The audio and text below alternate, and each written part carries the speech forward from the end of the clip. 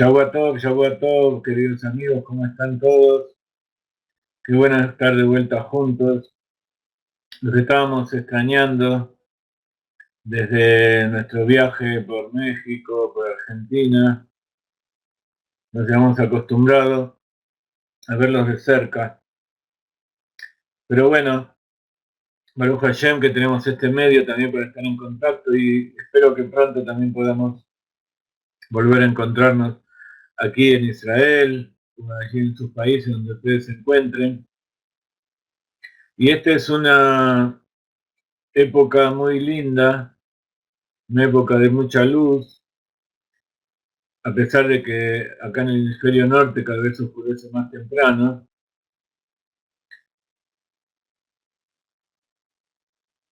Estamos entrando al otoño, al invierno, aquí en la tierra de Israel, y es la época de aumentar la luz. Y por eso el mes de Kislev es la época de aumentar la luz. El 19 de Kislev es el día en que fue liberado el Admur Zaken de su prisión, y el 25 es Hanukkah, como ustedes saben. Este año Hanukkah cae el sábado de la noche, el 24 de diciembre, y en general el 24 de diciembre a la noche, hasta las 12 de la noche, no hacemos actividades de Torah, pero este año, como es Hanukkah, entonces prendemos las velas para que más todavía la oscuridad del exilio, la oscuridad de la idolatría del mundo, la oscuridad de la mafia, de la muerte que viene de mano de gente inescrupulosa, de gente que esperemos que haga teshuvá, que Besrat Hashem, junto con todos podamos entrar a la redención. Toda esa oscuridad que ellos traen, un poco de luz elimina mucha oscuridad, y ese es el sentido de Hanukkah, que los pocos, como vamos a ver después, se sobreponen a los muchos. Mientras va entrando la gente, les queríamos comentar que estamos preparando nuevos cursos, estamos preparando unas páginas web nuevas. La nuestra, como ustedes ven, la tenemos un poquito abandonada, pero igual seguimos publicando material en Facebook, en WhatsApp, y hay un grupo de amigos que tomó la responsabilidad de renovar todos los sistemas, todas las cosas.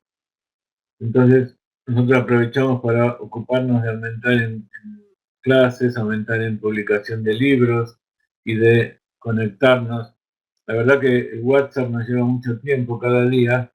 Vamos a reducir un poquito porque ya nos está produciendo adicción. Verdaderamente la computación, el celular, todas las redes sociales producen una gran adicción, y tenemos que empezar a sobreponernos a todo eso, todos juntos. Cada uno tiene su tipo de adicción, y así como un poquito de luz elimina mucha oscuridad, las adicciones en general se eliminan a través de ocuparse esa fuerza, esa inquietud, esa iniciativa que nos lleva a buscar y a conectarnos con cosas que a veces no corresponden. Hay que ocuparla y dirigirla hacia el lado de traer al Mashiach, hacia el lado de estudiar Torah, de buscar las cosas nuevas de la Torah.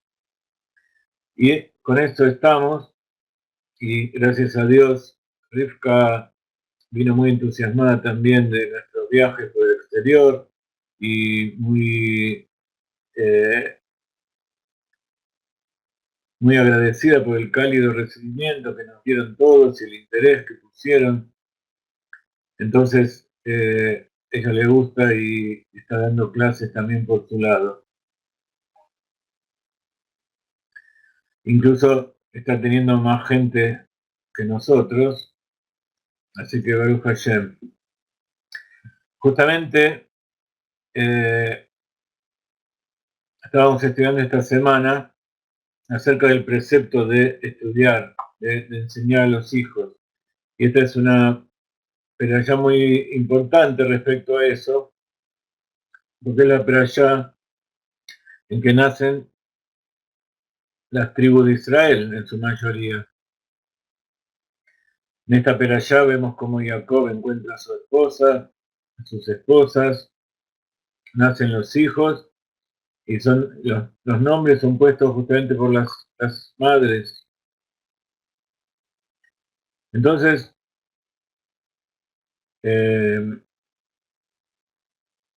hay leyes, como siempre, hay alajot que determinan cómo debemos comportarnos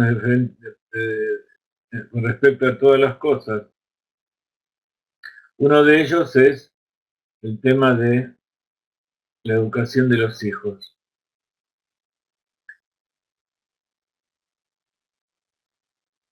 Si nos fijamos en la Torá,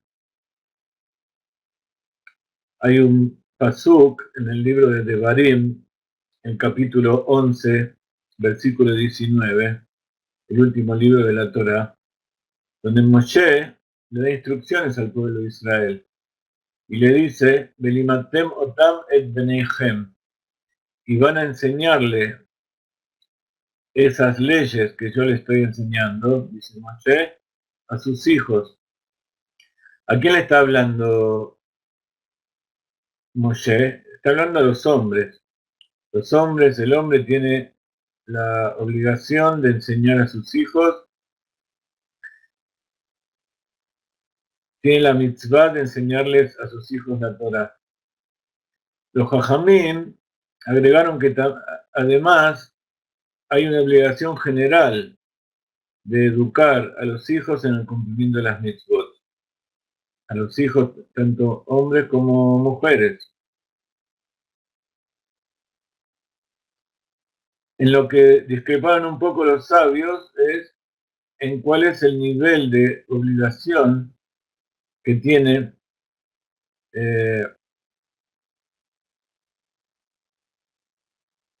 cada uno de los padres con respecto a la educación de los hijos. Si la madre tiene tanta obligación como el padre.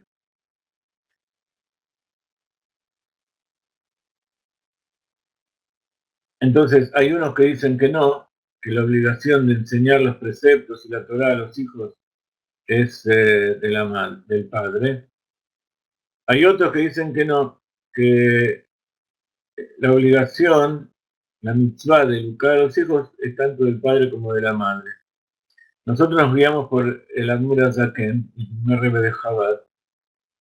Él escribió dentro del Shulchan Aruch general, que se llama Abit Yosef, que escribió Yosef Karo en base a los poskim, a los sabios de Shonim, a los sabios anteriores que habían hecho distintas alajot para sus comunidades. Entonces del Rambam, del Rashba, del Balaturim, Rabbi Yosef Karo tomó, recopiló y unificó todas las alajot. En general, Rabbi Yosef Karo era sefaradí y había en Europa otro sabio, el Ramó, que también se ocupó de recopilar todas las alajot. Y era justamente en la misma época. El primero que publicó esa recopilación de todas las leyes, lo que llamamos hoy el día el Shulchan Aruch, fue Rabbi Yosef Karo, que escribió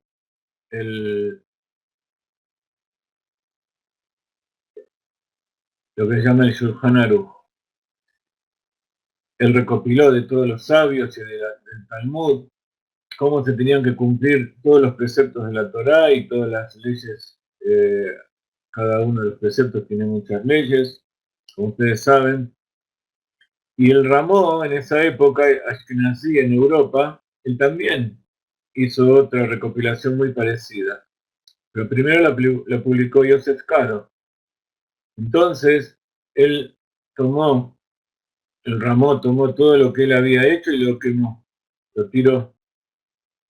Porque él dijo que no iba a haber en el pueblo de Israel dos libros diferentes de Alajot. En aras de la unión del pueblo de Israel, él dijo, yo no voy a publicar el mío porque esto va a traer discusión, va a traer separación dentro del pueblo de Israel. Pero de todas maneras, hay algunas alajot, hay algunos temas que en los Ashkenazim hay costumbres y hay interpretaciones un poquito diferentes con respecto a la aplicación de la misma alajá, pero en cada lugar. En cada lugar a veces hay diferencias, hay que tomar en cuenta diferencias de cultura, diferencias de eh, físicas, económicas, y todo lo que sucede en cada uno de los países para poder llevar a cabo el cumplimiento de los preceptos como corresponde. Entonces lo que él hizo fue tomar el Shulchan Aruch de Rabbi Yosef Karo y agregarle las costumbres y las alajot especiales para los ashkenazim.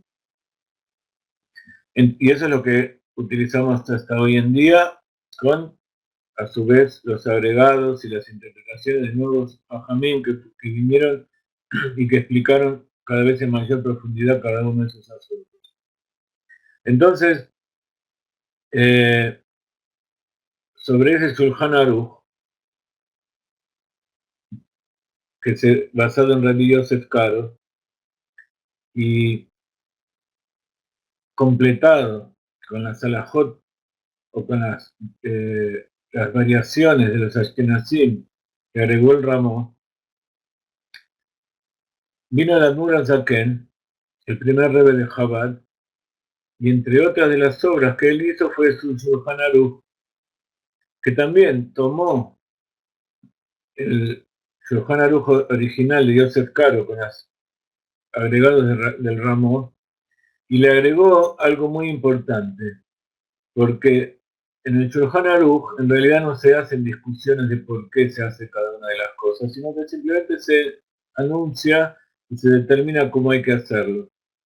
Entonces, el Admor Zaken agregó explicaciones muy importantes para saber el porqué de algunas alajot, y además complementó alajot que son específicas de los Hasidim, que como ustedes saben los Hasidim aumentan y tienen eh, un cumplimiento más estricto, más meudar, lo que se llama el meadrin,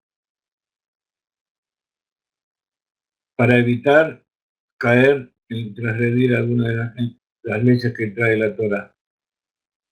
Entonces, estábamos hablando de la educación de los hijos. Entonces, el Admor Zaken, él también da su alajá con respecto a todo lo que habían explicado los jajamim antes, y él estableció que la mitzvah de la educación de los hijos es solamente para el padre y no para la madre. El padre tiene la obligación de ocuparse, de enseñarle, y si no puede enseñarle, tiene que pagarle a una persona para que le enseñe a su hijo. Y la forma en que se enseña hoy en día es a través de las escuelas. Entonces el padre tiene la obligación de pagar la escuela y darle al chico todas las cosas que necesite, además de también enseñar un poco él. Pero, ¿qué pasa? Habíamos visto en algunas de nuestras clases cómo en la época en que vivimos los hombres están muy ocupados con el trabajo y traer sustento. Y entonces el hombre no tiene tanto tiempo de educar a sus hijos cuando los chicos están en la casa. Porque el primer lugar donde se enseña Torah es la casa.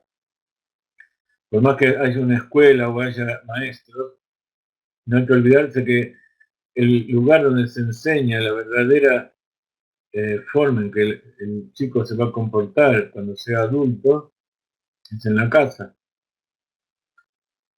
Entonces, además de poner todo su esfuerzo y sus medios para enseñarle al hijo, el hombre también tiene que cumplir la mitzvah a través de fiscalizar y impulsar de buena manera y tratar de alejar al chico de malas costumbres para que aprenda todo y cumpla los preceptos. De todas maneras, aunque la mamá no está obligada, ella igual cumple la función de enseñar a sus hijos. La mujer también tiene la mitzvah, cumple la mitzvah, aunque ella no esté obligada, especialmente cuando están en su casa. Ella se ocupa de enseñar a los hijos.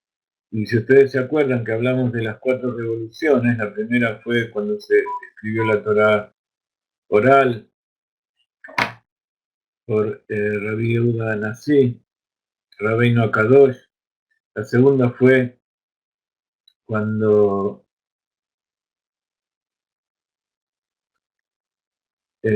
justamente en la época de Rabbi Yosef Karo, él determinó que se podía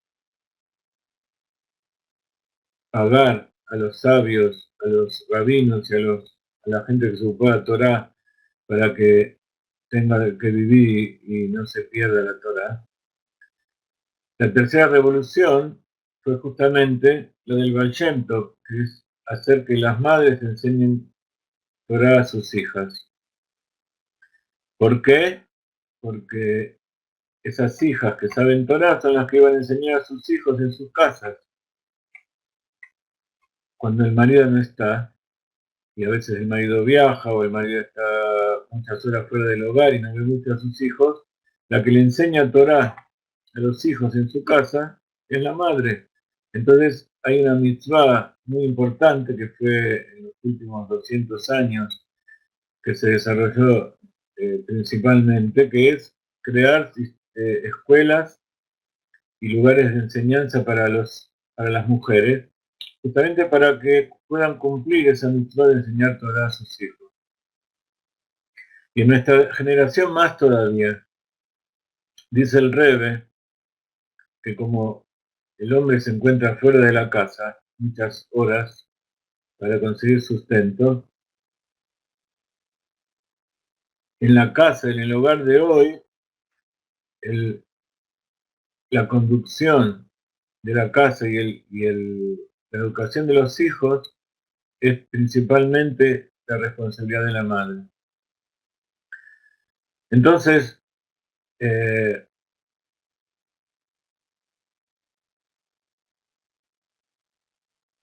estamos en un mundo muy especial en que se interpretan un poco mal las necesidades de la época. Estamos en una época de feminismo, donde las mujeres piensan que la igualdad entre el hombre y la mujer es hacer las mismas tareas, ser gerente de banco, o ser obrera, manejar un colectivo. No son cosas que la mujer se debe avergonzar, pero no es lo principal. Todavía la función principal de la mujer está dentro del hogar. Y así el pueblo de Israel, como vemos en esta parashá, sigue existiendo gracias al esfuerzo y al sacrificio de la mujer. Habíamos estudiado también que la mujer tampoco está obligada a tener hijos. La mitzvah de Pru Urbu está se le fue dada a Adán, al hombre. Sin embargo, como vemos en la práctica, cuando se le pregunta a una mujer o a un hombre si quieren tener hijos, enseguida la mujer no tiene dudas. En nuestra época también esa deformación que estamos viendo hace que algunas mujeres piensen que no, que tienen que terminar de formarse, tienen que terminar de ser ellas, pero a veces se dan cuenta muy tarde y ya se les pasa el tiempo, si es que alguna vez quieren ser madres. Y de todas maneras, hay veces que el físico a los 30, 40 años no es igual que cuando la mujer tiene 20 o 25, 30. Los hijos salen un poquito más débiles, físicamente también. Por supuesto hay excepciones, pero en general es así. Entonces, es importante ver la función de la mujer y que cada uno determine. Hay veces que no tienen más remedio salir a trabajar, las mujeres salen al colegio a ser maestras, a ser directoras de los colegios, entonces no hay mucha diferencia entre el esfuerzo que hace allí la mujer y el hombre que sale a trabajar. Pero la diferencia es que cuando vuelve, la mujer también, incluso cuando está trabajando, está constantemente pensando en sus hijos. Y es una lástima que la mujer deje de lado a sus hijos por tener que ocuparse de las cosas que tiene que hacer el hombre. Entonces, tanto el hombre como la mujer están obligados a cuidar a los hijos. Y en esta perashá justamente se habla de un tema muy especial, que es cuando Jacob sale de Beersheba, y así comienza la perashá esta semana, Vayetze Jacob de Beersheba, y viajó a Harán. Y entonces en el camino se encuentra en el lugar tan especial, que es donde está el Beit HaMikdash, en el monte Moriah, y allí duerme. Allí sueña con una escalera que conecta el cielo con la tierra y con los ángeles subiendo y bajando. Y Dios se le aparece y promete que la tierra sobre la que él está acostado en ese momento va a ser dada a sus descendientes. Puso alrededor de su cabeza para cuidarse de las bestias, paradójicamente 12 piedras. En la mañana cuando se levantó esas piedras eran toda una sola. Y eso representa la unidad de las almas de todo el pueblo de Israel, porque eso simboliza a los 12 hijos que iba a tener después, justamente con estas 4 mujeres que él se iba a casar. Y entonces, por la mañana Jacob tomó la piedra sobre la cual apoyó su cabeza para dormir y la puso como un altar, un movimiento, un monumento, y prometió que esa iba a ser la casa de Dios. Entonces ese fue el primer altar que puso Jacob, justamente ahí donde se iba a construir el Beit HaMikdash, simbólicamente representando que todo el pueblo de Israel, las 12 tribus, se iban a unir para que esa sea la casa de Dios. Y eso fue en ese momento, y eso fue después, cuando el pueblo de Israel entró a la tierra. Y también va a ser en el futuro por venir, donde Besrat Hashem, Akadosh Baruj Hu, va a recolectar a todas las almas del pueblo de Israel, allí donde estén, y las va a traer para volver a reunirlas en el monte Moriah, en el tercer Beit HaMikdash, que va a ser eterno y donde ya nunca va a haber más separación. Entonces después Jacob se queda en Harán con sus primos y sus tíos, y allí trabaja especialmente para su tío Labán, que era el hermano de su madre, el hermano de Rivka, y también era pariente de Jacob. y allí queda cuidando a las ovejas.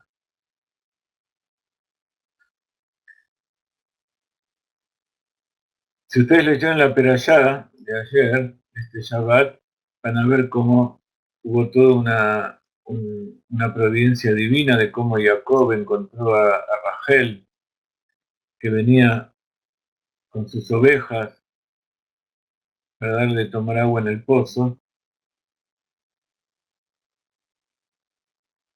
Y entonces ahí mismo él se enamoró y dice la Torá que cuando la vio, la abrazó y lloró. Lloró porque él por providencia divina sabía que Rachel no iba a estar en la Marata Majpelá, no iba a ser enterrada junto con él.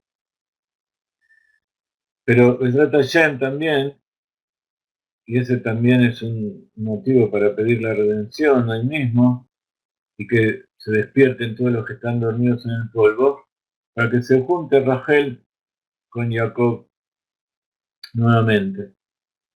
Pero esa noche en que él se casó con Rachel, en realidad le pusieron a Lea. Él estaba dispuesto a trabajar 7 años para tener el derecho a casarse con Rachel. Y la quería tanto que dijo, bueno, no me importa trabajar 7 años más si me das a Rachel también. Entonces se casó, a la semana se casó con Rachel y luego pasó 14 años trabajando y teniendo a sus hijos allí. Lea tuvo 6 hijos. Los 6 hijos de Lea, ustedes saben, son Rubén, Shimón, Leví, Yehudá, Isahar y Zebulún. También tuvo una hija, Diná. En cambio, Rachel era estéril y entonces le dio a Bilhá, a su sirvienta, para que tenga hijos con ella, y de ella nacieron Dan y Naftali. Luego Lea, a pesar de que ella podía seguir teniendo hijos, no quiso tener más, para no avergonzar más a su hermana, pero también le dio su sirvienta a Jacob, y de ella tuvo 2 hijos más, de Silpá, nacieron Gad y Asher, y al final Rachel también pudo tener hijos, y de ella nacieron Yosef y Benjamín. Cuando después de 14 años, todavía no había nacido Benjamín, hasta ese momento tenían 11 hijos, hasta Yosef, pero Jacob ya quería volver a Israel con sus hijos, después de 14 años de estar trabajando. Entonces Labán le pidió que se quede, que si se quedaba 6 años más, entonces le iba a dar ovejas y le iba a pagar por su trabajo. Hasta ese momento no había trabajado, no había cobrado nada. Entonces, ustedes conocen seguramente toda la historia de las ovejas, las cabras, que Jacob hizo sus experimentos de genética para que el reparto de las ovejas sea favorable a él. Entonces se fue con muchas ovejas, con mucho ganado, con mucha riqueza, a pesar de que Labán lo quería embromar, lo quería estafar todo el tiempo. Entonces, a los 6 años, Jacob decidió irse porque tenía que Labán no le deje ir, tomó a su familia, sus riquezas y se fue. Cuando Labán se dio cuenta, se enojó mucho, vino y le dijo, ¿por qué te vas? Entonces Jacob y Labán hicieron un pacto que se llama Gal-Ed, en el monte Gal-Ed. Y entonces después Jacob vuelve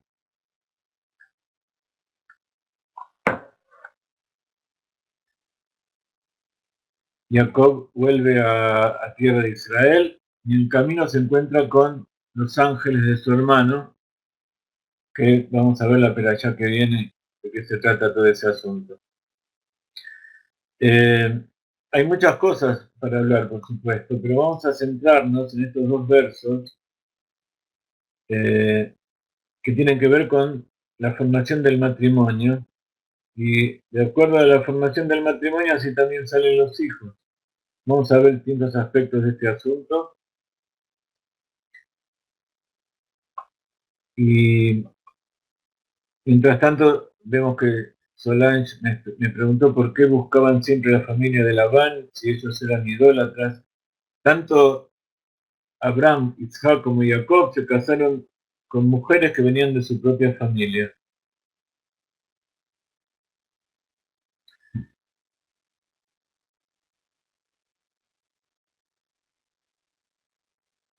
Porque en realidad no había otros que no sean idólatras. Los únicos que no eran idólatras eran ellos. Pero de todas maneras, tenemos que saber que Abraham también salió de una familia idólatra. Y Sara también. Y ellos hicieron Teshuvá. En el Zohar está explicado que todo el proceso de rectificación del mundo es hecho a través específicamente de Jacob. Abraham y Isaac tuvieron un hijo bueno y un hijo no bueno. Tuvieron de los dos lados, del lado de la sacralidad y del lado de la impureza. Jacob fue el único que tuvo hijos perfectos. Y explica Hasidut, o sea, en el Zohar trae la Kabbalah, que esto es porque Abraham y Isaac se ocuparon de refinar aquellas chispas, rescatar aquellas chispas que había diseminadas en los pueblos del mundo. Entonces por eso tomaron una esposa de su propia familia, pero también dentro de esos mismos todavía no estaba refinado todo el mal. Entonces parte del trabajo de ellos era separar el bien del mal. Eso es lo que se llama Bodata Virurim. Refinar el mundo. ¿Qué quiere decir refinar? Separar lo bueno de lo malo, como cuando uno se pone una piedra en el horno y se la funde, se quema toda la impureza y queda el metal puro. Ese es el trabajo de Abraham y de Isaac. Abraham lo hacía por afuera, de arriba para abajo, como tenemos en la clase anterior, a través de la bondad, de traer la bondad de Dios sobre todas las personas, y esa luz hacía que la maldad se vaya. Isaac lo hacía al revés. Él cavaba pozos y sacaba agua de abajo, refinaba la realidad, separando y revelando de la misma realidad lo bueno, para que eso bueno elimine lo malo. Jacob también tuvo esposas que venían de la idolatría. Rivka, la esposa de Isaac, también venía de la misma familia. Pero eran todos de la misma familia de ellos, porque eran los únicos que venían de una raíz directamente de Shem. Por eso de ahí salieron los semitas. No se habían mezclado con otras familias. Y de Shem, a pesar que también hubo, como vemos acá, la familia de Labán y todos los que no eran dentro de Abraham, Isaac y Jacob, hicieron idolatría, de todas maneras, eh, tenían dentro de sí chispas de dignidad que tenían que ser rescatadas. Abraham y Isaac hicieron pactos de separación con Abimelech. Si ustedes leen las parashat anteriores, Ellos se quedaron con una parte de la tierra y Abimelech se quedaba con otra parte de la tierra. Ellos se quedaban con una parte de la riqueza y Abimelech se quedaba con otra parte de la riqueza. Jacob fue el único que no quiso hacer un pacto con Abimelech, porque hacer un pacto significa que está repartiendo la realidad entre lo sagrado y lo impuro, que era, como decíamos recién, lo que hacían Abraham y Isaac. Tomaban lo puro y dejaban separado lo impuro. En cambio, Jacob tuvo la capacidad de hacer algo muy importante, de tomar esas 4 esposas y transformar lo que había dentro de ellas, incluso la parte mala, transformarla para el bien. Por eso de las 4 mujeres salieron hijos perfectos. No hubo ningún hijo malvado que saliera de Jacob y sus 4 mujeres. No así de los matrimonios los 2 matrimonios anteriores. Entonces explica a Hasidut que esta es una enseñanza muy importante para nosotros. Y gracias a Solange por darme la explicación de este asunto. Y es que Jacob logró refinar, no solamente en la realidad exterior, sino también dentro de sí, transformar el bien del mal, el mal en bien.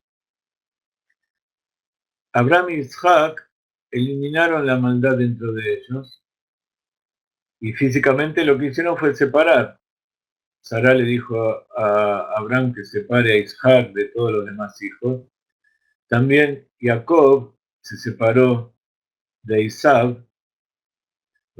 Rivka y Isaac querían separarlos.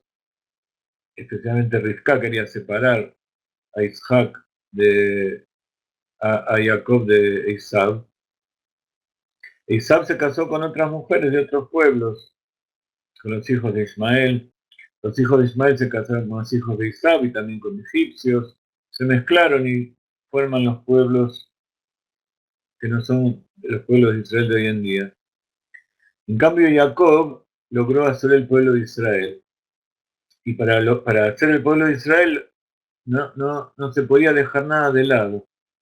Entonces, todo lo que él creó, incluso extrajo de Labán toda esa riqueza, las animales, la riqueza, incluso las 4 mujeres y los hijos, los trajo a la tierra de Israel, pero para entrar a la tierra de Israel tenían que ser puros. Entonces, primero tenían que refinar dentro de él. Lo que leímos al final era Perashá, que él luchó con el ángel de Isaac y con ángeles que venían a recibirlo cuando venía a la tierra de Israel.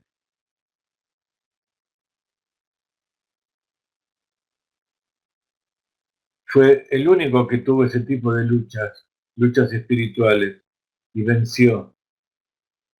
Significa que fue una lucha interior la de él, más que exterior. Y al refinar su propia impureza interior, la transformó para el bien. Hizo que su propia alma animal, como explica Hasidut, se transforme en sirviente y se transforme en parte del proyecto del alma divina también. Entonces a él no le importó que las mujeres sean idólatras, que vengan de familias idólatras, porque era la parte buena que había dentro de esas familias idólatras. Y lo poco que había de malo dentro de ellas, él, a través de la unión con Jacob, se refinó, se transformó en bien, y por eso de ahí salieron solamente hijos buenos. Entonces no era que buscaban dentro de familias idólatras, sino que buscaban específicamente dentro de esa línea que venía directamente de Adán, de Noah, de los hijos de Noah, especialmente de Shem. Por eso nosotros somos parte de la raza semítica. De todas maneras, el tema también de la raza hoy en día es bastante, la raza física en el pueblo de Israel ya no existe porque se mezclaron de todas las naciones del mundo, justamente porque las 10 tribus se fueron por todos lados y el pueblo de Israel se fue acercando a distintos pueblos justamente para refinar esas almas que se habían exiliado de las 10 tribus. Entonces, está escrito que cuando uno hace teshuvá, todas las malas acciones que hizo, todos los pecados se transforman en virtudes. Entonces estamos viendo hoy mismo, hoy en día, cómo justamente el tema de los casamientos y la conexión con los pueblos del mundo, en realidad, como está escrito, todo tu pueblo son tzadikim. Entonces, ¿cómo puede ser tzadikim si hay gente que no cumple preceptos o que se va del pueblo de Israel y se casa con gente extraña? Cuando venga el Mashiach se va a demostrar que todo eso era parte también del trabajo de las almas judías que tuvieron que ir a lugares para rescatar todas esas chispas de la realidad. Y no solamente para rescatar, sino como vemos hoy, por ejemplo con la ciencia también es parte de la cultura de las naciones del mundo. Entonces, dentro de esa ciencia, que es parte de la cultura del mundo, yo tomo la ciencia como un ejemplo, pero es parte de toda la civilización. Parte de los científicos, una gran parte de los científicos son judíos. Hay gran parte que son gente que no es judía, pero que tiene un alma judía en su interior. Hay muchos Benei Noach. Y los que verdaderamente son científicos están descubriendo y están aceptando que en realidad es Dios el que crea toda la naturaleza. Y aunque de todas maneras no se, algunas personas no lo demuestren, gracias al trabajo de buscar dentro de los secretos más profundos de la naturaleza, eso hace que también se pueda demostrar que Dios está ahí adentro. Cada vez los secretos de la naturaleza se van revelando y se van revelando que todo eso está hecho de acuerdo con lo que explica la Torá. Y así también, cada vez las conversiones son mucho mayores. Nunca en toda la historia no hubo tantos miles de conversiones, miles y decenas de miles de personas que se van convirtiendo, cada uno en su nivel, hay distintos niveles de conversión. Por supuesto que lo mejor es que sea de la forma más perfecta. Pero de todas maneras, vamos viendo cómo todo eso que se vio en una época que parecía que era desviaciones, todo eso se va descubriendo que tuvo algún motivo.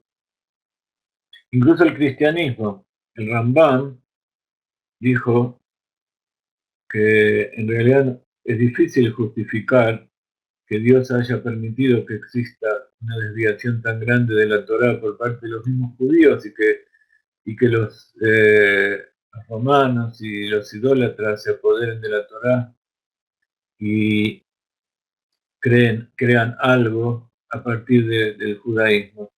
Pero él mismo explicó que el judaísmo, si uno tiene que buscar algún motivo para su existencia, es que instaló en la mentalidad de la humanidad el concepto del Mashiach. Entonces, cuando venga el Mashiach verdadero, ellos ya ese concepto lo van a tener y van a limpiarse de toda la idolatría y van a reconocer la revelación de Dios y el verdadero Mashiach. Bueno, esta es una pequeña explicación de algo que pasó hace más de 3000 años allí por la tierra de Israel y que tiene que ver con nuestra vida de hoy en día. Por eso, vivir con los tiempos, estar actualizado y vivir con la realidad del mundo es justamente estudiar Torah.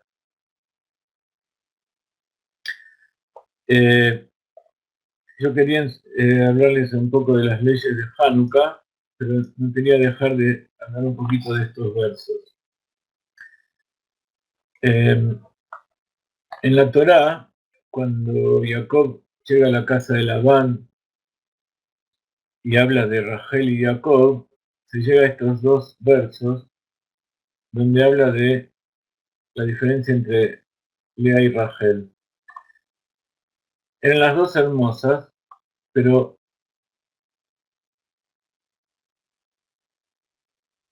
cada una tenía diferentes cualidades.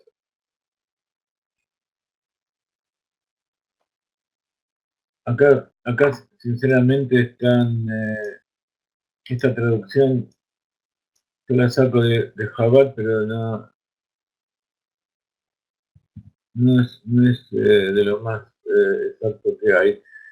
En realidad dice, Deinei Lea Rakot. Rakot quiere decir suaves, incluso hasta débiles.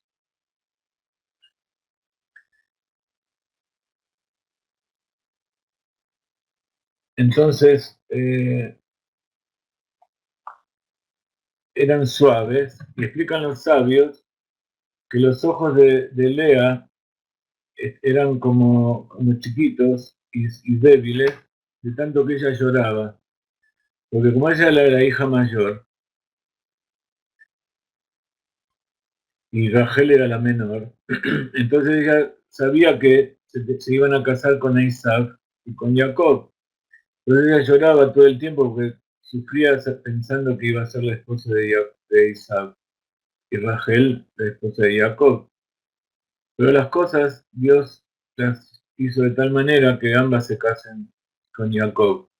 Entonces Lea, cuando se casó con Jacob, le dio una dimensión especial, porque el Zohar explica que esos ojos pequeños y cerrados, representa al nivel oculto de la Torá, al nivel oculto de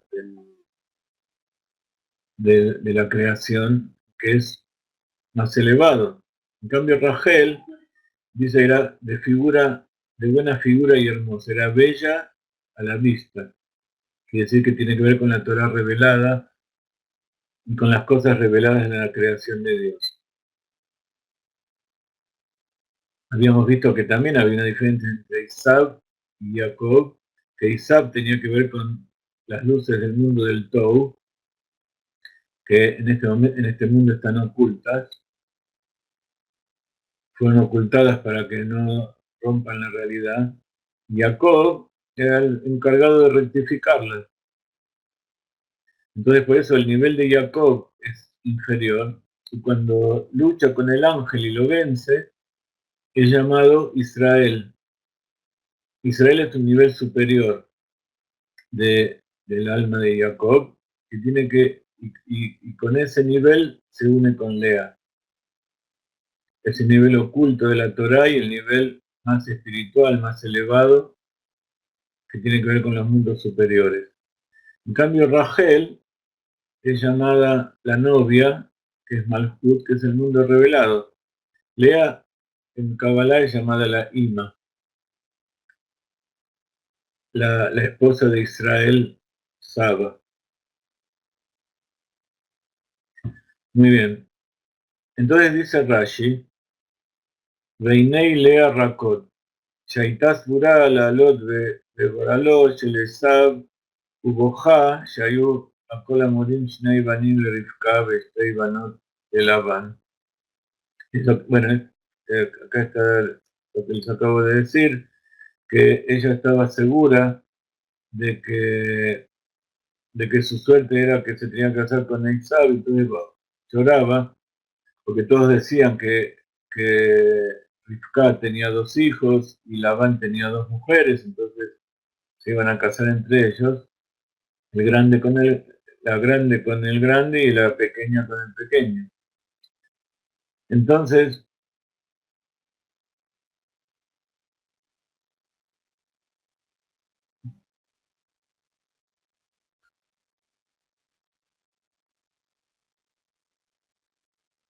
viene el segundo verso, dice, pero Jacob se había enamorado de Rachel. Y trabajaré para ti 7 años, le dijo a Labán, por tu hija menor. Ve'yahav Jacob et Rachel, Ayomer Evadeja, Sheva Shanim, Rachel, Bitja, Aktana. Entonces, ahí dice Rashi, Bitja, Sheva Shanim, voy a trabajar 7 años por tu hija menor. Em Yamim Ahadim, Shamralo Mo. Veyashata Imo Yamim Ahadim. Estos son los días, los pocos días que le dijo su mamá, Rivka, que leímos en la playa anterior, que vas a estar con tu tío unos pocos días. Entonces, Rivka se refería a esos 7 años primero. Betedaye Ken U. Entonces, dice Rashi, y tenés que saber que así fue. Yariktiv, como está escrito en el próximo pasuk, que es verso, Beyu Beinav Yamim Ahadim. Cuando leemos después en esta peralla, Jacob dice, a pesar de que estuvo 14 años, a pesar de que estuvo 7 años para pagar, para él fueron unos pocos días, porque tanto el amor que le tenía a Rachel que no le importaba trabajar lo que sea. Y luego trabajó 7 días también. Y estos 7 tiene que ver con el principio de la peralla. Está escrito en el Zohar que cuando dice, y salió Jacob de Beersheba quiere decir el pozo de los 7, el manantial de los 7. ¿Qué quiere decir el manantial de los 7? Es el origen de las 7 sefirot. Jacob, justamente al salir de la casa de sus padres, ahí donde estuvo Abraham y donde estuvo Jacob, ellos estaban en el origen, en la raíz de las 7 de las 7 midot, esas que hay que rectificar. Nosotros sabemos que las 7 midot corresponden al corazón. ¿Y cuál es el pozo de donde salen las siete cualidades del corazón, llamadas Zerampin y Mukva? Esas 7 cualidades, que es la que refinó Jacob y por eso dentro de sí era todo puro, son refinadas a través de Abba Beima. Él estuvo ahí con su papá y su mamá, que es Jochma y Bina. El origen de las emociones y la acción, que son las 7 sefirot, desde Gesed hasta Malchut, está en Jochma y Binah, son padre y madre. Por eso Zerampin, las 6 emociones son el novio, y Malchut es la novia, el hijo y la hija. Entonces, Beersheba es el origen donde vienen las sefirot purificadas. Por eso se hablan de un pozo de agua, que es el pozo de aguas vivas. Maim Haim tiene que ver con la mikve donde se purifica. Entonces allí, en Beersheba, fueron Abraham, Isaac, y de ahí salió Jacob, justamente con las emociones rectificadas. Y con esas 7 emociones rectificadas no tuvo miedo Jacob de irse afuera de la tierra de Israel. Y como dice la Torá, que allí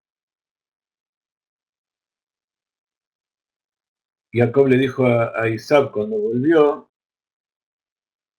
que él cumplió los 613 preceptos. incluso en un lugar de impureza, idolatría y de engaño, él siempre siguió las reglas de la Torá y nunca engañó. Y por eso ahí tuvo que pagar 2 veces 7. Y al pagar 2 veces 7 años, rectificó las cualidades de sus 2 esposas.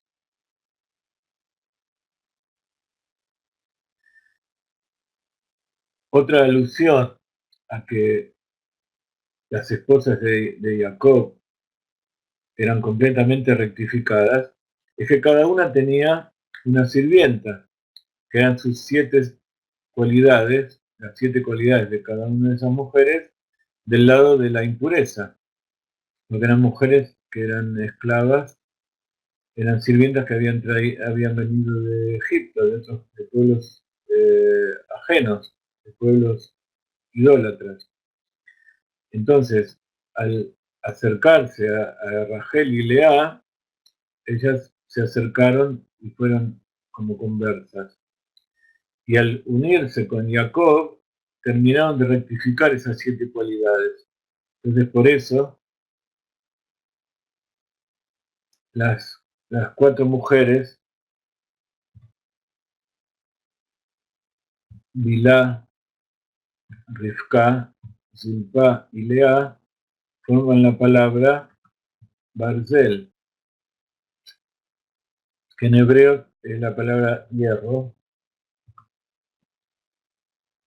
y ese es justamente el refinamiento del hierro puro, que el número atómico del hierro es 26, y, y es bueno agregar que el nombre en latín, o el símbolo del hierro, es la F y la E, ferrum, que en castellano es fe. Así que todo concuerda. Entonces estas 4 mujeres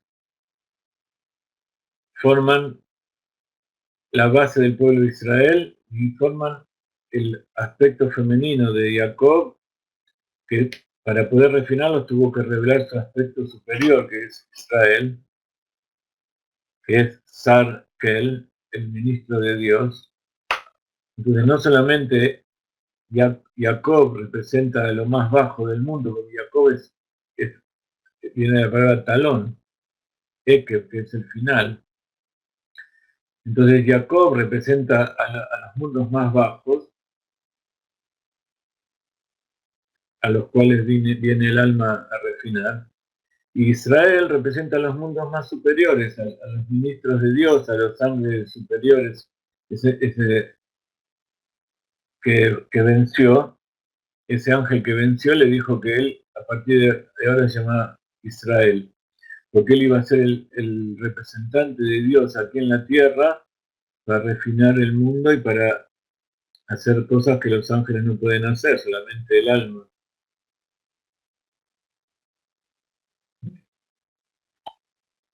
Eh, Muy bien.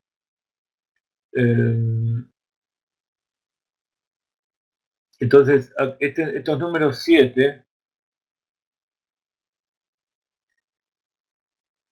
por un lado, representan las 7 cualidades de Jacob que estaban refinadas y que le permitieron salir afuera y conectarse y refinar las 7 cualidades de sus esposas y con ellos tener 12 hijos y una hija, que es 13, y justamente el punto intermedio de 13 es 7. Hay una relación, aquellos que estudian las cosas del Rabbin con nuestra página saben que hay una relación muy intrínseca entre 13 y 7.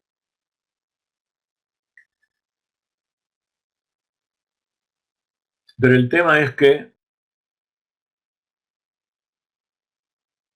la formación de la pareja es justamente en base a esta relación.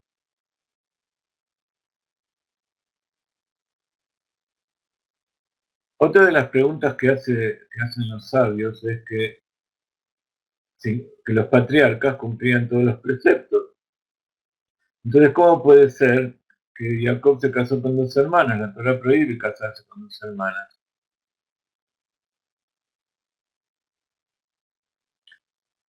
Dicen los sabios que la persona, cuando se convierte al judaísmo, es como un bebé que recién nació.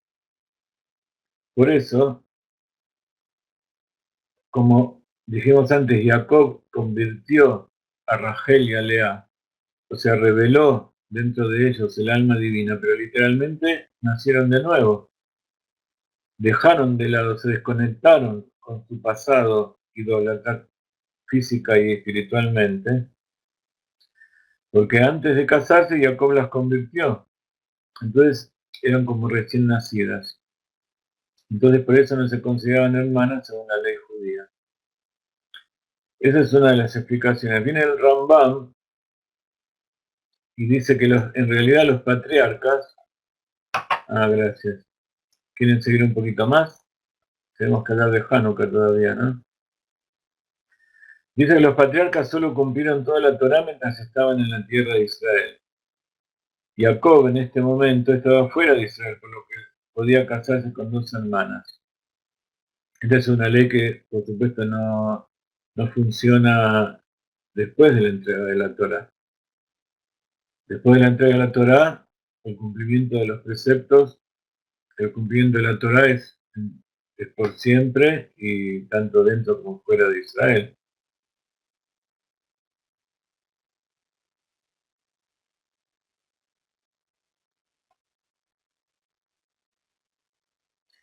Y por supuesto tenemos la explicación del Rebbe, que el Rebbe nos trae siempre una luz especial, además de la luz que nos traen los sabios.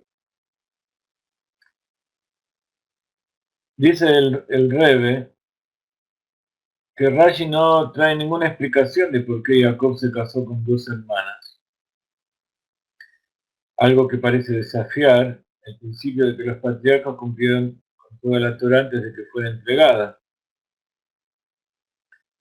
Rashi claramente rechazó la afirmación de Ramban, que esta regla solo rige en la tierra de Israel. Por supuesto, Ramban, Rabbi Nachman,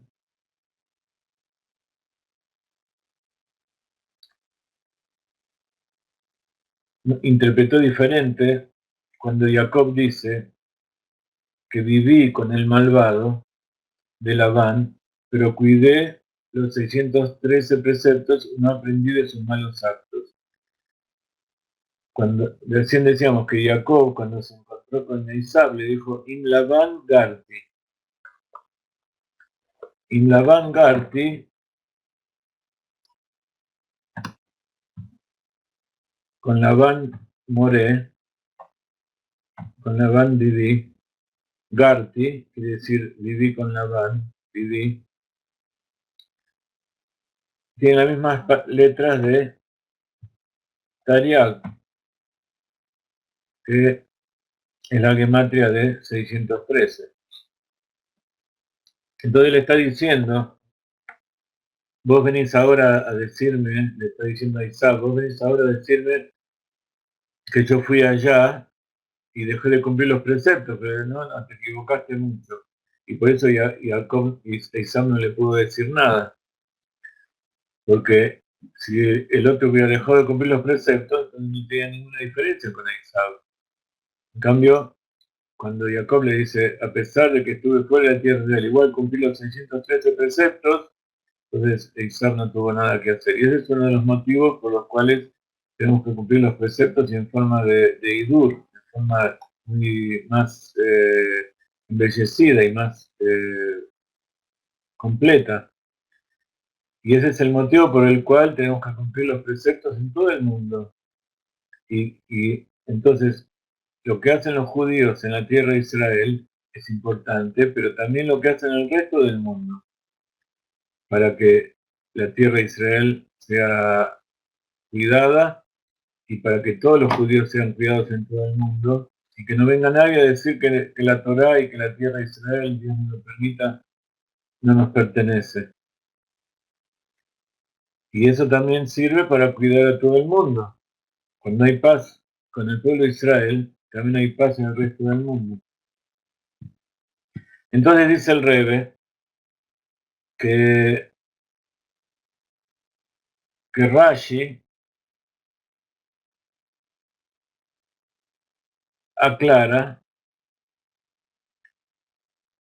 que Jacob sí cumplió la Torá, incluso cuando estaba fuera de la tierra de Israel. Entonces, la explicación es lo que como dijimos recién, que en realidad Rachel y Lea, después que se convirtieron, dejaron de ser hermanas, pero de todas maneras, eso es cuando uno se lo interpreta en determinado aspecto, pero literalmente siguen siendo hermanas. Hay veces que cuando una persona se convierte, me pregunta cuál es relación tengo que tener yo con mis padres y con mis hermanos. Entonces, de acuerdo con la halajá, los padres siguen siendo padres.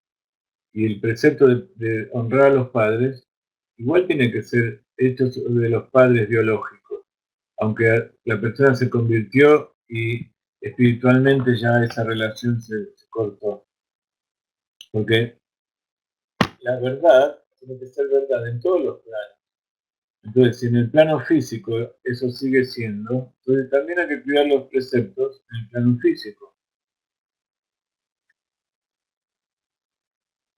Entonces dice el Rebbe, para explicar este asunto, de que el tema este de que se convirtieron, dejaron de ser hermanas, no cierra el asunto. Dice, por un lado, en el plano de la interpretación literal de la Torá, no hay evidencia de que Abraham o sus descendientes estuvieran obligados a observar los mitzvot de la Torá. Todavía la Torá no había sido entregada, así que literalmente no estaban obligados. Entonces, los patriarcas que cumplieron los preceptos lo hicieron a título personal, no porque estuvieran obligados a hacerlo. Salvo aquellos preceptos que sí están determinados específicamente antes de la entrega de la Torá, como por ejemplo la circuncisión. Este es uno de los preceptos que fue dado antes de la entrega de la Torá.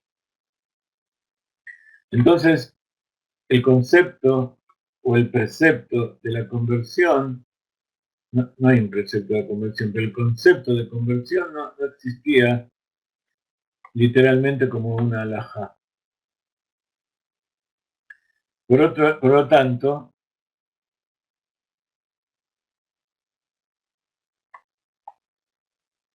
por otro lado, dice el Rebbe, Rashi no menciona en ningún lugar que la persona que se convierte al judaísmo es como un bebé recién nacido, por lo que sería irrazonable suponer que Rashi esperara que sus lectores, que incluyen niños que estudian el Chumash por primera vez, estuvieran familiarizados con este concepto, especialmente cuando uno observa que este concepto parece contradecir la realidad. Ustedes saben que el comentario de Rashi es incluso para chicos de 5 años que recién empiezan a estudiar Torah. Entonces, un chico que recién empieza a estudiar Torah no puede comprender este concepto. Por eso él no explica este tema de que cuando la persona se convierte es como un chico recién nacido.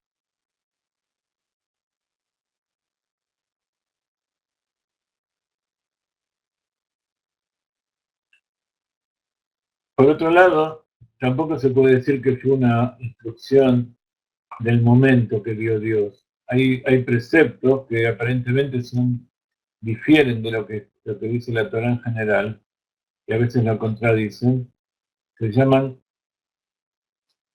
Sab Ora, un orden del momento, que es un precepto que se le da a una persona o a un grupo de personas en determinado momento, pero que no es algo que dura para siempre, no que es nada más que para que suceda en determinado momento. Entonces, puede llegar a aplicarse este asunto de que Dios le ordenó a Jacob que se case con dos hermanas.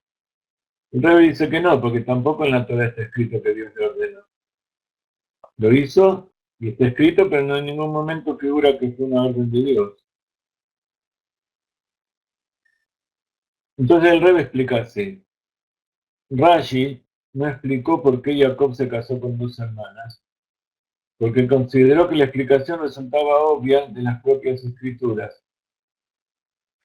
Después de haber sido engañado para casarse con Lea, Jacob le desafió a Labán, le dijo, ¿por qué me engañaste? O sea, Jacob acusó a Labán de fraude. Entonces, acá vemos que en el plano literal, que la ley noajida impedía que una persona engañara a la otra. De lo contrario, las palabras de Jacob no habrían tenido fundamento alguno. Entonces, el engaño es un precepto prohibido también para los Benei Noach. En consecuencia, Labán no podía hacer sencillamente caso omiso al comentario de Jacob, que se estaría admitiendo su responsabilidad por el confrontamiento. Más bien se ve obligado a poner una defensa legal. Entonces, esta discusión que estamos hablando que hubo entre Jacob y Labán es parte del refinamiento de la realidad, o sea, de ver la verdad del asunto. ¿Y quién mejor que el Rebbe, que el Hasidut, para saber bien de dónde está la verdad? Entonces, no es que se casó con dos hermanas, ni tampoco eh, que Jacob no cumplió un precepto. Entonces, le hizo decir a Labán cuál era la verdad. Primero le hizo admitir que lo que estaba diciendo no era verdad. ¿Dónde estaba el fraude de Labán? Él puso una defensa legal. Dice, como está escrito en la Torah, en nuestro lugar, en nuestro hogar no hacemos cosas semejantes. Entregar a la menor antes de que la primogénita. La excusa que había puesto Labán fue que no se podía casar la menor Rachel antes que se case la mayor, que era Lea. Es decir, que su conducta no fue fraudulenta, porque el pedido de Jacob de casarse con Rachel era una violación de la costumbre local. Entonces él lo que estaba haciendo, ¿no? Lo que hizo en realidad no fue porque lo quería engañar, sino porque no quería romper una costumbre del lugar. Sin embargo, como Jacob había prometido casarse con Raquel y ella estuvo esperando 7 años para casarse, Jacob no podía renegar de su promesa. De lo contrario, también él habría sido culpable de engaño, cosa que vemos de las escrituras que estaba prohibido en esa época. O sea que primero tuvo que trabajar 7 años para después casarse. Cuando terminaron los 7 años lo casaron con Lea. Pasó una semana, o sea, otra vez 7, y se casó con Rachel. Entonces, ¿cómo se hace para que no haya engaño tampoco de Jacob? Jacob se vio obligado a pasar por alto su rigurosidad personal de observar toda la Torah, que no permite que una persona se case con dos hermanas, para no ser culpable de engaño hacia Rachel, lo que estaba prohibido. Entonces, el Rebbe, de la parte literal de la Torah y de las alajot literales, nos trae una explicación completamente fabulosa. Por un lado, Jacob no podía casarse con dos hermanas de acuerdo a su propio deseo de cumplir la Torah, no porque estaba obligado. Pero a lo que sí estaba obligado era a no romper una promesa, a no engañar. Entonces, así pasa en general con la halajá. Cuando hay una halajá, hay una ley, una mitzvah, y hay una costumbre, no se puede seguir una costumbre o seguir un precepto que uno tomó solo sobre sí y dejar de lado un precepto general de la Torá. Entonces acá vemos una explicación fabulosa de cómo Jacob no transgredió casándose con dos hermanas, y incluso está defendiendo un poco a Labán, que Labán también quiso cumplir con las costumbres de su lugar.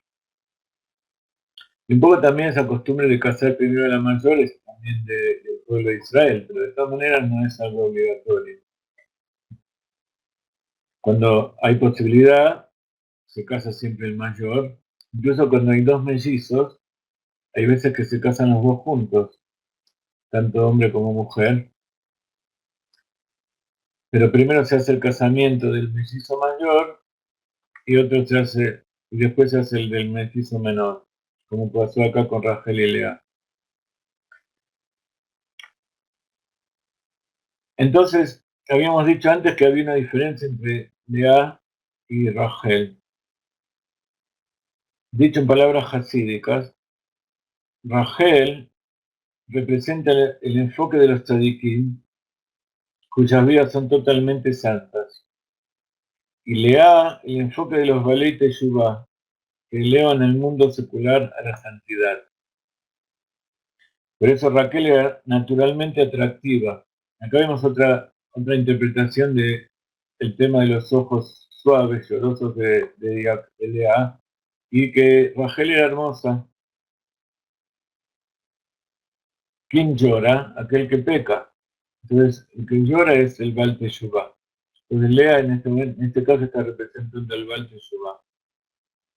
Y aquel que tiene una figura hermosa y alegre y muestra siempre una buena onda, buena aura, es el tzadik. Y eso es en forma natural.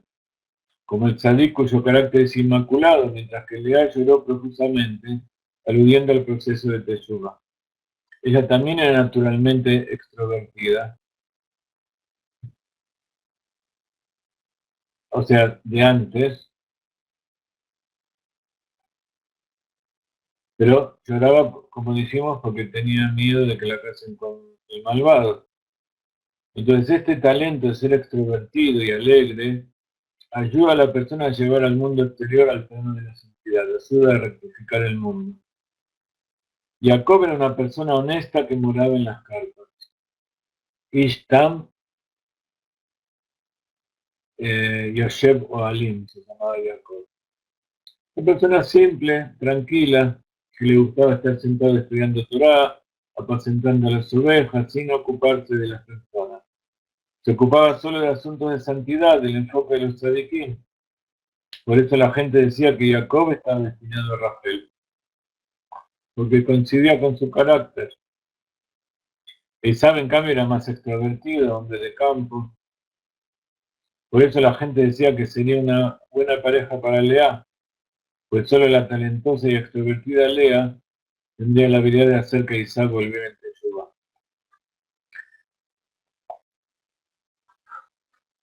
Muy bien. Espero que todas estas meditaciones hayan hecho comprender algunas cosas dentro de ustedes. Y quería hablar de algunos temas de Hanukkah. Gracias a Dios, durante todo este viaje que hicimos, vimos hermosas comunidades en Cancún, en México.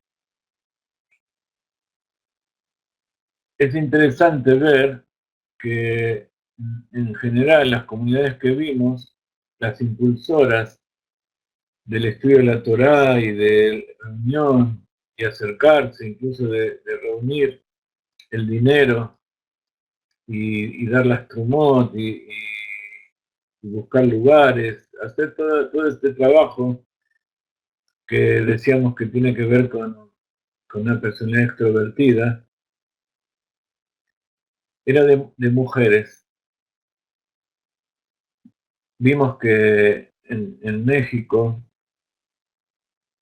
nos recibieron en un lugar donde se hacía Gemilut Hasadim, se hacía se ayudaba a la gente, tanto darnos a nosotros abrigo, como llevar comida a los hospitales, todo manejado por mujeres. También la comunidad de Tlahuac, de Gabriela, a pesar de que está su papá y su marido y su madre, pero parece que, o sea, los que nos dieron la idea de que manejaban y que impulsaban todo eran las mujeres allí, con Gabriela a la cabeza. También en Cancún, la organizadora del seminario eh, fue Paloma. En Argentina está Jenny, que hace años que está con nosotros,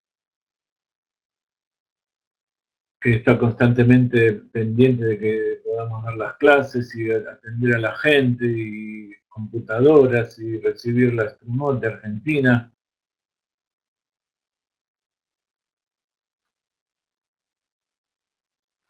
Las mujeres tienen un papel fundamental en todo el desarrollo de la tarea que nosotros estamos haciendo, incluso en nuestra casa. En Argentina la vimos a Paulina, no sé si está ahora en la clase. Paulina Ruth es una mujer especial que también nos recibió y ella dona todo el tiempo para, para publicar libros y para seguir, que nosotros sigamos trabajando. Y así en distintos países, en México en general está Ruth, que hace como 20 años, Ruth Mayen hace como 20 años que está estudiando con nosotros, nos ayuda con las páginas y con toda la administración y la organización, por supuesto Kenia. No quiero olvidarme de nadie, pero es importante ver cómo las mujeres están impulsando tanto el estudio dentro de sus hogares como fuera de sus hogares, llevar la Torá al exterior. Entonces es importante que por otro lado los grupos que ellas están impulsando y guiando les den una respuesta positiva. Es importante que eh, las apoyen, tanto física como espiritualmente. Como siempre todos tenemos nuestras inclinaciones, tenemos nuestros errores, tenemos nuestros aciertos, pero lo importante es que están haciendo las cosas con una voluntad y unas ganas de traer al Mashiach y de salir de la impureza, y por supuesto lo están logrando. Entonces yo invito a todos los que están en cada uno de esos países, por supuesto debe haber gente de los grupos esos que están escuchando, que van a escuchar esta clase, que participen de todas esas actividades y que apoyen todo lo que ellas están haciendo, porque estudiamos que el tema de la rectificación es también como purificar el aire donde uno vive, el aire de la casa, el aire de la escuela, del trabajo, de la calle. Todo este trabajo que están haciendo no solamente limpia las almas de las personas, sino que purifica todo el lugar y trae bendición para todos los que están alrededor.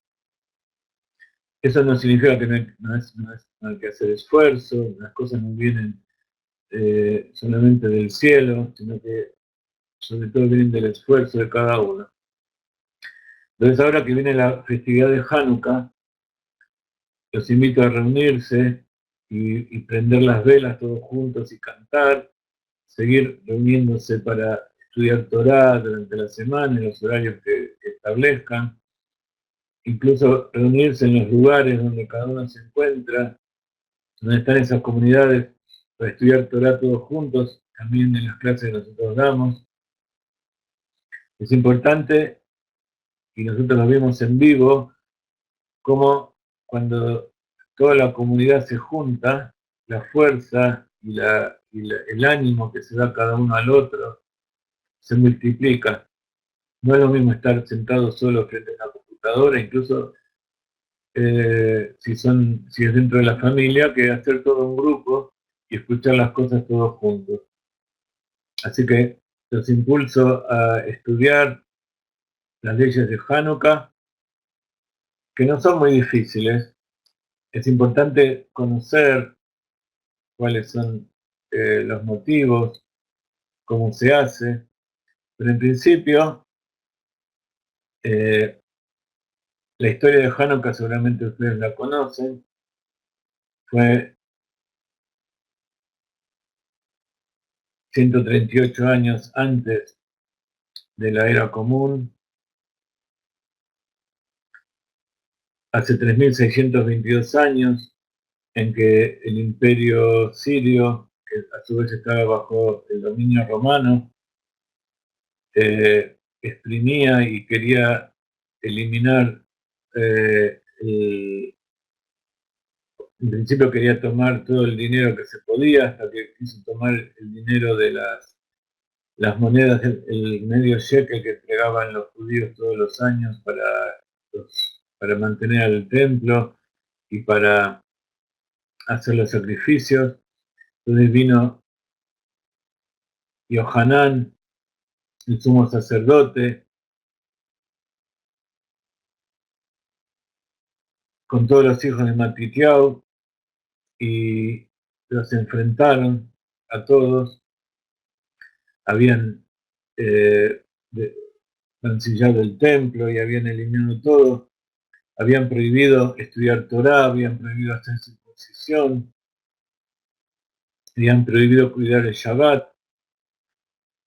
Y entonces los sacerdotes tomaron sobre sí la espada para vencer a este reino impuro, este reino malvado, y los vencieron.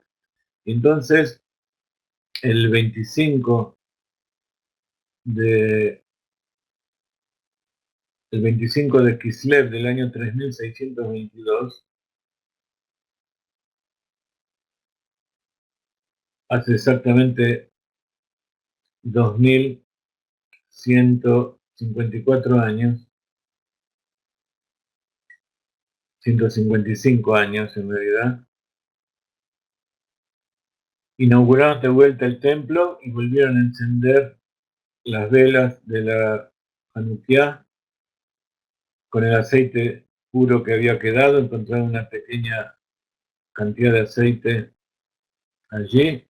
Entonces por eso encendemos una Hanukkah que tiene 9 brazos, tiene 8 que son las velas de Hanukkah en conmemoración a los 8 días que duró el milagro, más una velita o una llama un poco más elevada, porque está dicho que esas 8 velas no pueden ser utilizadas para alumbrar ni para ningún beneficio, sino solamente para mirarlas y agradecer por el milagro a Dios.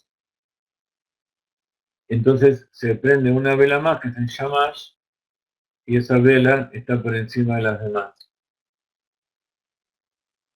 Con ella se encienden las otras, etc. Entonces, cuando se pone el sol, cuando salen las estrellas, este próximo sábado, 24 de diciembre, vamos a encender la Hanukkah y vamos a cantar, y las mujeres seguramente van a cocinar las subganiot, las levivot y las masitas y todas las cosas ricas que saben hacer las mujeres, como están aprendiendo con Rivka, para traer dulzura al mundo. El milagro del aceite es el milagro de la pureza. El aceite, el Shemen Zait,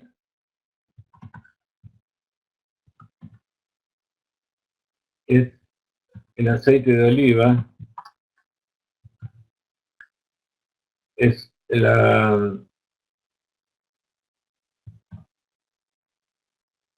es el aceite con que se deben encender las velitas de la menorá. Se pone una cierta cantidad de aceite, tiene que ser aceite comestible. Hay aceite que se enciende durante todo el año para las velas de Shabbat, que es un aceite que no es tan refinado, que se llama Katit Lamaor, exprimido para iluminar. Entonces es como combustible, no tiene que estar tan refinado como aquel que se usa para comer. Pero las velas de Hanukkah deben ser hechas con aceite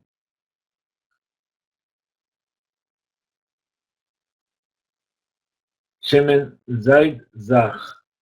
Tiene que ser aceite puro y no exprimido.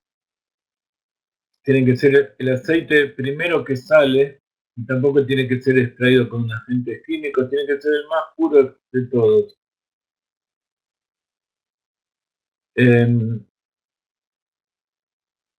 se puede prender con cualquier cosa, pero nosotros decimos cuál es la forma más perfecta. Los chicos prenden con velitas de cera, se pueden vender con todo tipo de cosas, pero el aceite de la menorá, de la Hanukkah, tiene que ser lo más parecido al aceite que usaron los Kohanim en el Beit HaMikdash cuando inauguraron. Ellos podían, de acuerdo con la halajá, se pueden encender con otro tipo de aceite, con grasa, en caso de que no haya aceite puro. Pero ellos hicieron tefilá, Kadosh Baruj Hu, y buscaron hasta encontrar una, una vasija que tenga el aceite con el sello del sacerdote. El sello del sacerdote era, aunque esa vasija estaba guardada, y era un aceite que era sacado de las... Ustedes saben que el árbol tiene tres niveles: el nivel superior, el nivel medio y el nivel inferior. Las aceitunas del nivel superior son las que están más en contacto con el sol, entonces son las que tienen el aceite más, son las que tienen más aceite, son las que son más maduras. Entonces estas aceitunas de la parte superior del árbol son las más perfectas. Pero por otro lado, ese aceite se pincha la aceituna, y la primera gota que sale, sin ni siquiera que esté prensado, eso se va juntando. Después, y con eso que queda ahí, ese aceite es el que se utiliza para, es el aceite más puro. Después, las otras partes que van quedando, entonces se van apretando y sale otro tipo de aceite. Después hay otras que se muele toda la aceituna y entonces sale otro tipo de aceite menos refinado. Hay otros aceites que, que son extraídos con agentes químicos, etcétera, etcétera. Todo eso no es bueno. Entonces, es la primera presión en frío es lo mejor que hay. No es exactamente el aceite que usaba en el Vitamiglass, pero es la mejor calidad. En frío y la primera presión, y los mejores aceites son aquellos que salen de las aceitunas que están arriba de todo el árbol. Les estoy explicando para que sepan eh, que cada cosa puede ser hecha en distintos niveles. De todas maneras se cumple con la halajá, pero hay cosas que son las mejor.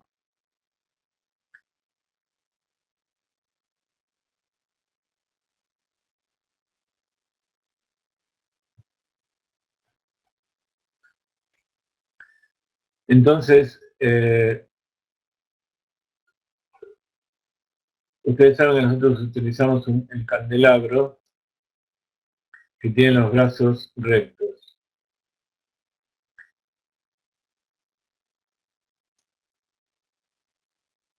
No de los que tienen los brazos curvos, porque sabemos que en el Beit HaMikdash, la menorá de 7 brazos tenía los brazos curvos. Y ya sea en el medio o en el principio o al final, se pone un bracito más elevado, que es el shamash, que es el que va a quedar como que ese es el que utilizamos para iluminar en caso de que necesitemos. Entonces se empieza a encender la menorá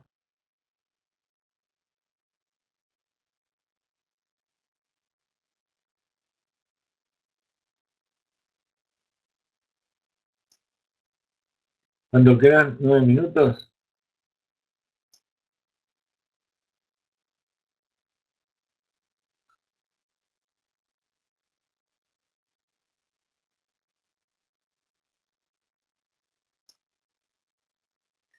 Se empieza encendiendo una vela y se va agregando una vela cada día.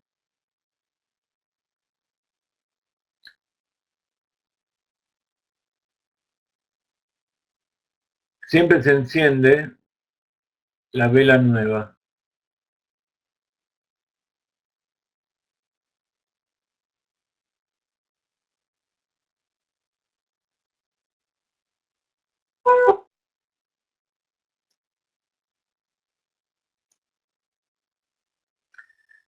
La semana que viene vamos a estudiar más cosas de Hanukkah. Siempre se enciende, se empieza desde la izquierda,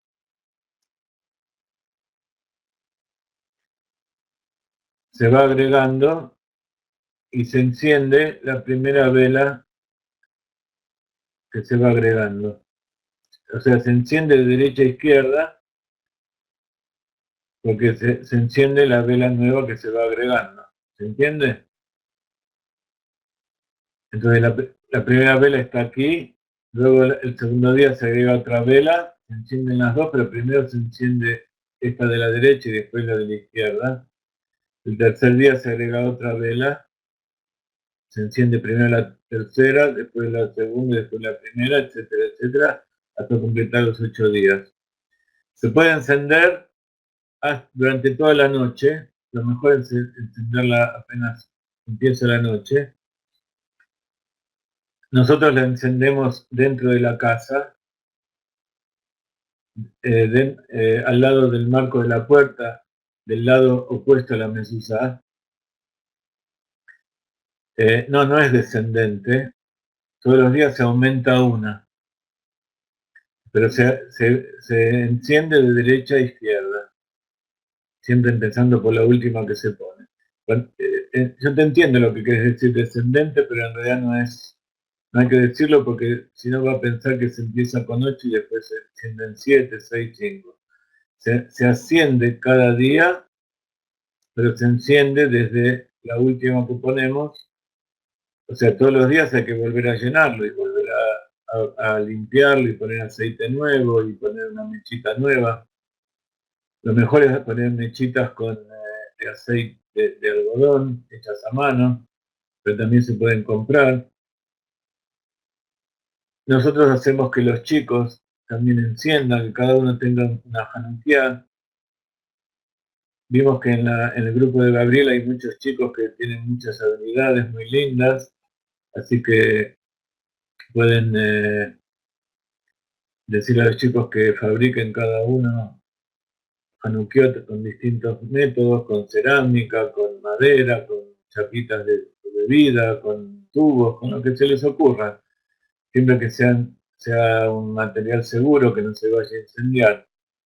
Y fíjense que van a poner la Hanukkah en un lugar donde esté lejos de cortinas y lejos de lugares donde pueda encenderse el fuego, porque si no es muy peligroso. Y bueno, y mientras se dicen las brajot, luego se canta y luego nos sentamos a ver la Hanukkah y a contar historias, a comer sus bañot, y también se juega con la perinola. La perinola se jugaba porque en aquella época en que los sirios habían prohibido que se lea la Torá, entonces los chicos se reunían igual y cuando venía alguien a ver, sacaban la perinola y decían que estaban jugando con la perinola. Aquellos que quieren ponerla al lado de la ventana, no hay ningún problema. La mezuzá está siempre en el marco de la puerta, no en la ventana. Así que no sé por qué la ventana va a estar al lado de la mezuzá. O sea, hay una ventana al lado de una puerta. No hay ningún problema, se puede poner.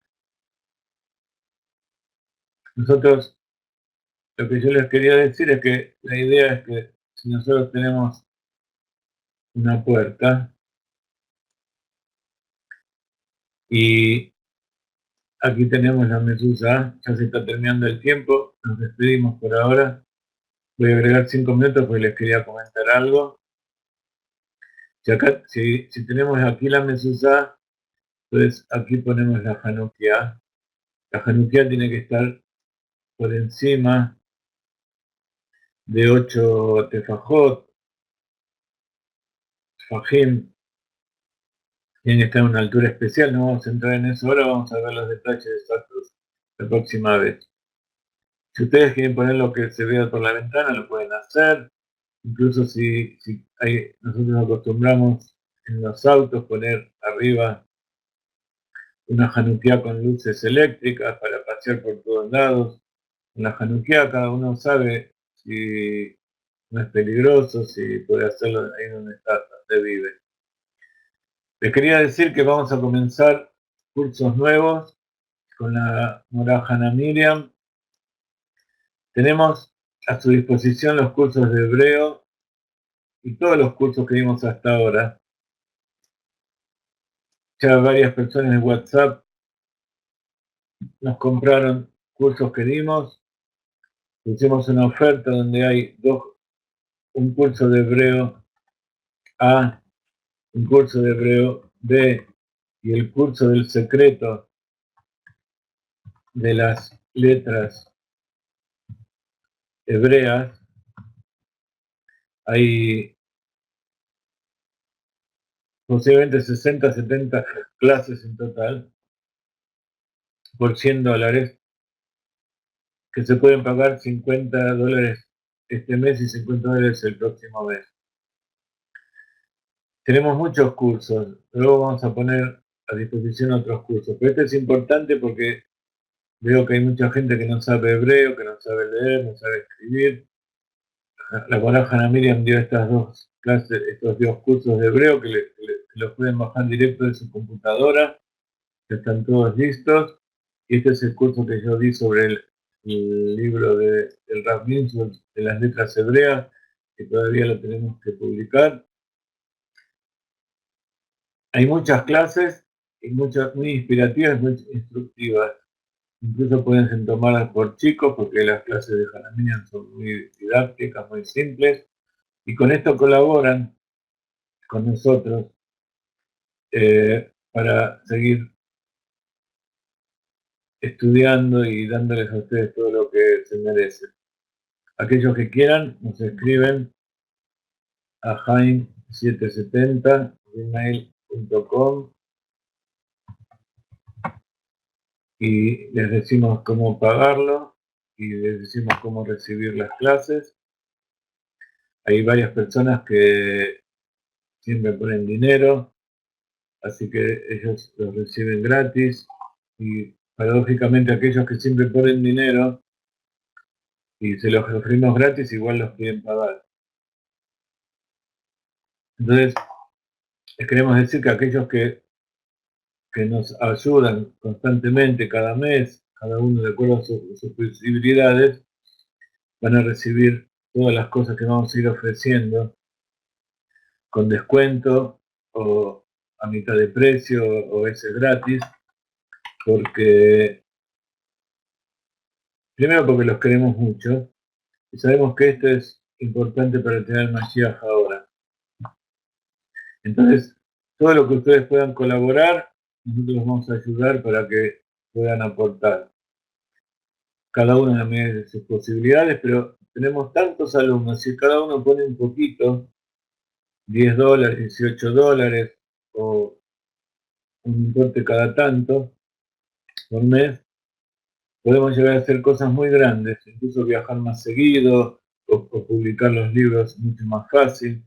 Así que los invitamos a seguir colaborando con nosotros, escríbanos y les vamos a decir la forma de hacerlo. Eso va a tener bendición no solamente para ustedes, sino para toda la familia, para el lugar donde ustedes viven, va a purificar, va a haber gente que va a hacer teshuvá. Así que los invitamos a hacer eso también por el bien de todos los que los rodean allí donde están.